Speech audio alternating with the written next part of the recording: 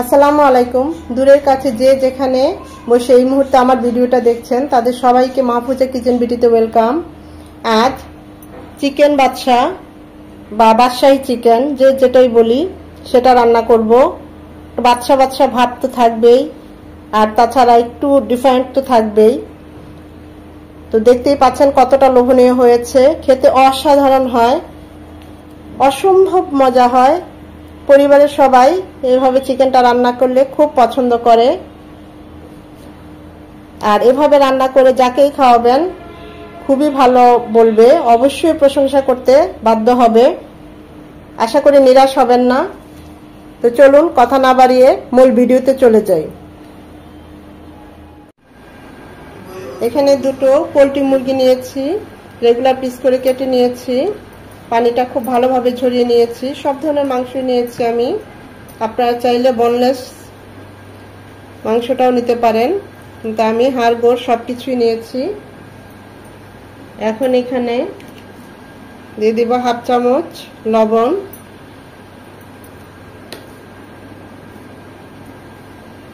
চার চামচ টক দই, যেহেতু ঘরে বানানো টক দই তাই একটু লিকুইড,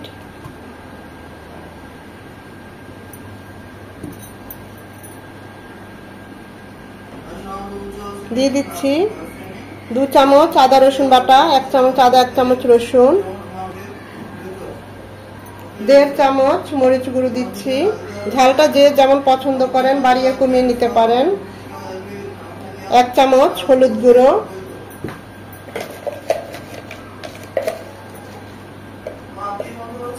1 চামচ ভাজা জিরে গুঁড়ো, 1 চামচ কালো গোলমরিচের গুঁড়ো। চিকেনটা যেন জুসি থাকে সেজন্য দিয়ে দিচ্ছি 2 চামচ রেগুলার তেল, সয়াবিন তেল। এখন এই সব কিছু দিয়ে চিকেনগুলোকে মাখিয়ে নেব। যেহেতু আমরা আজকে বাদশাহী চিকেন করব তাই একটু বাদশা বাদশা ভাবই থাকবে। খুব ভালোভাবে মেখে নেব হাত দিয়ে। এটা মিনিমাম 30 মিনিট রেস্টে থাকবে। আপনাদের হাতে সময় থাকলে 1 ঘন্টা রেস্টে রেখে দিবেন। আমি 30 মিনিটই রাখছি। প্যানে দিয়ে দিচ্ছি 2 চামচ সয়াবিন তেল, হাফ কাপ পেঁয়াজ কুচি,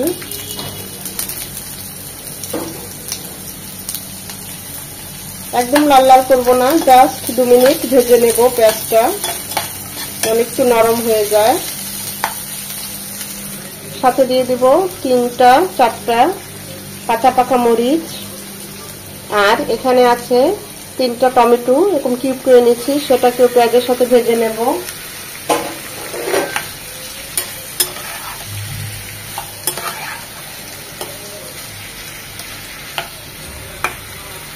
এটাকে একদম গালিয়ে ফেলার কোনো দরকার নেই, জাস্ট একটু ভেজে নেব 2 থেকে 3 মিনিট।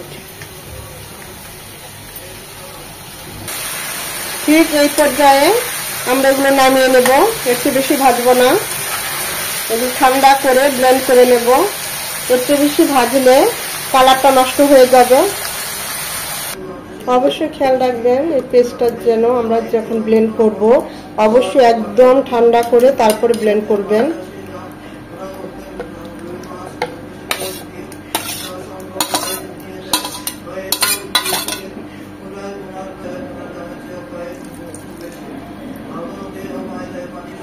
বাটিটা ধুয়ে সামান্য একটু পানি দিয়ে দিলাম যেন ব্লেন্ড করতে খুব স্মুথ হয় ব্লেন্ডটা।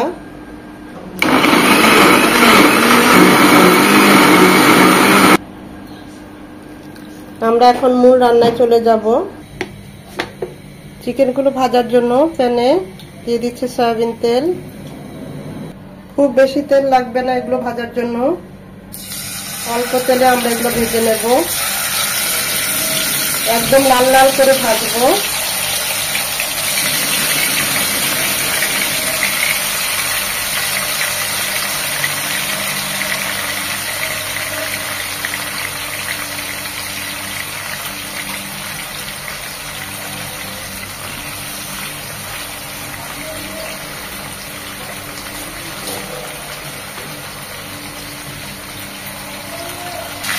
এই পর্যায়ে চুলার হিট একদম হাই হিটে রাখবেন। 2 থেকে 3 মিনিট এক পাশ ভেজে তারপর উল্টিয়ে দিব। কালার না আসা পর্যন্ত ভেজে নেব।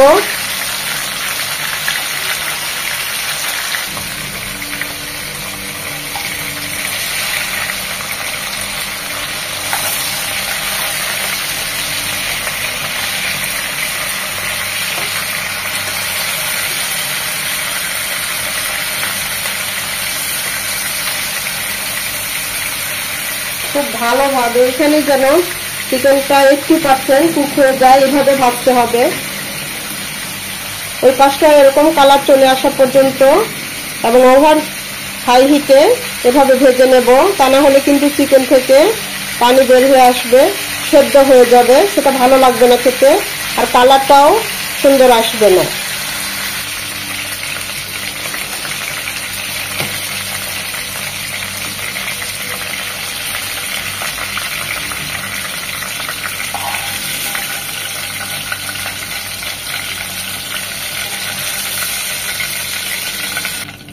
এইভাবে পরে চিকেনগুলো ভেজে নেব।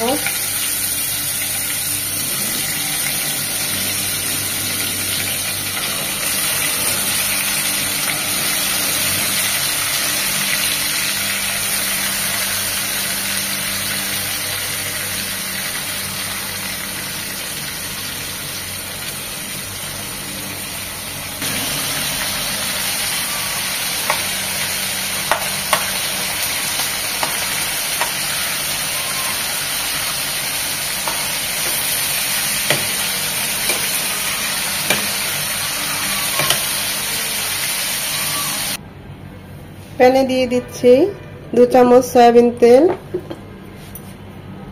আর 2 চামচ ঘি। এখানে আপনারা চাইলে বাটারও ইউজ করতে পারেন, আবার পুরোটা ঘি দিয়েও করতে পারেন। ঘি আর তেল দিয়ে করলে ফ্লেভারটাও ভালো আসে।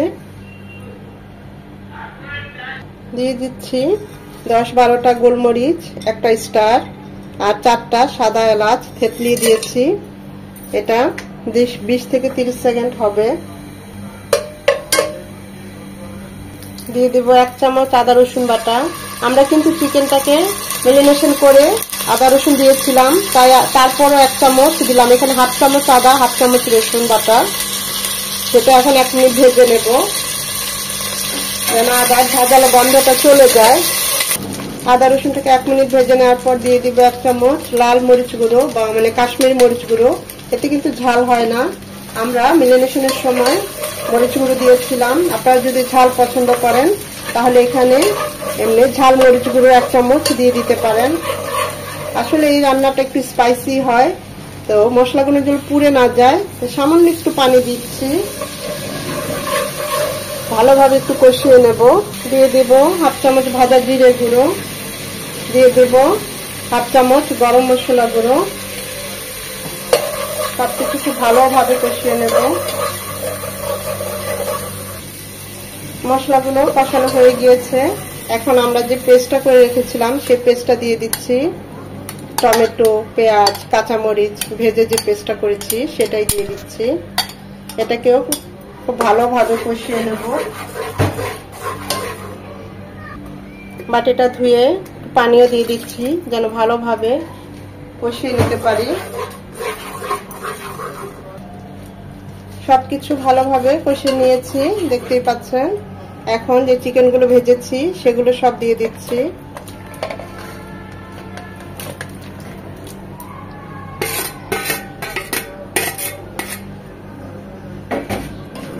ভালোভাবে নেড়ে চেড়ে মশলার সাথে চিকেনগুলোকে মিশিয়ে নেব।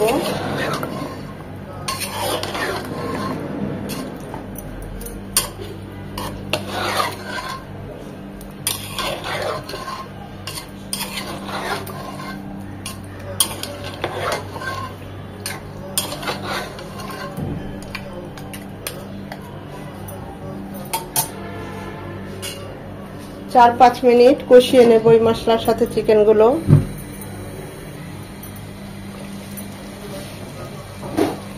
5 মিনিট চিকেনগুলোকে কষিয়ে নেওয়ার পর দিয়ে দিচ্ছি 1 কাপ জাল করা দুধ।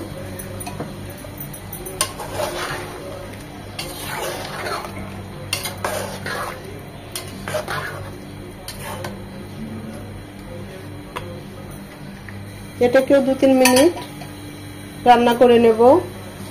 2-3 মিনিট রান্না করার পর চিকেনটাকে সেদ্ধ করার জন্য ওই কাপেরই 1 কাপ পানি দিয়ে দিচ্ছি।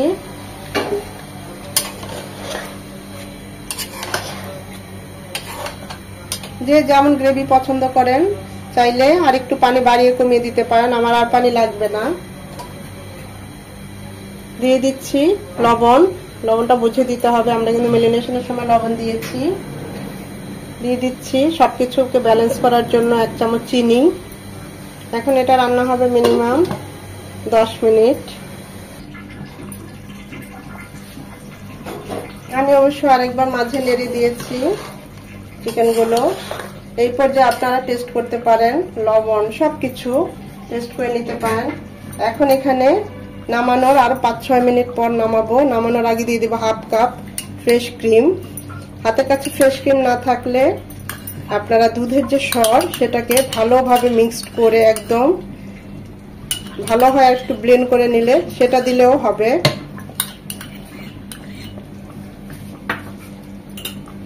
আর দিয়ে দিব 1/2 চামচ গরম মশলা গুঁড়ো। তখন 1/2 চামচ দিয়েছি, এখন বাকি হাফটা দিলাম।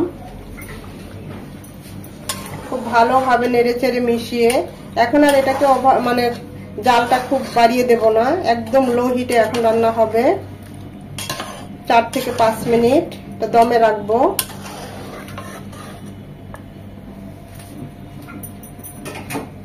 এখানে 3টা কাঁচামরিচ আমি মাঝখানে বিচিগুলো সরিয়ে নিয়েছি, সেটা দিয়ে দিচ্ছি। এটা ঝাল হবে না, লুকসটাও ভালো হবে এবং ফ্লেভারটাও বের হবে। ডিম আছে, এটা এখন রান্না হবে 4 থেকে 5 মিনিট। 5 মিনিট পর মাশাআল্লাহ এত সুন্দর একটা ফ্লেভার চলে এসেছে যা আপনাদের বুঝাতে পারবো না। দেখুন কালারটাও কত সুন্দর এসেছে। আমি আপনাদের গ্রেভিটা দেখাচ্ছি।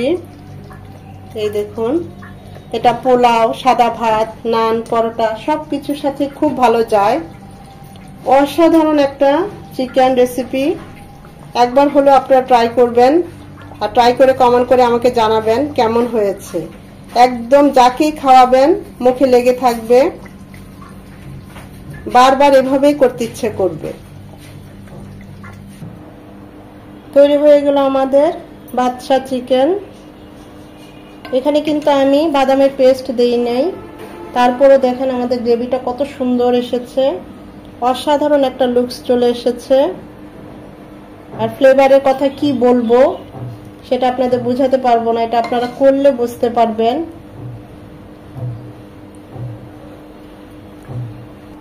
এই চিকেনটা এতই মজার, যাকে একবার রান্না করে খাওয়াবেন সে দেখবেন আপনার প্রশংসায় পঞ্চমুখ হয়ে যাবে। খুবই ভালো হয়, সত্যি বলছি।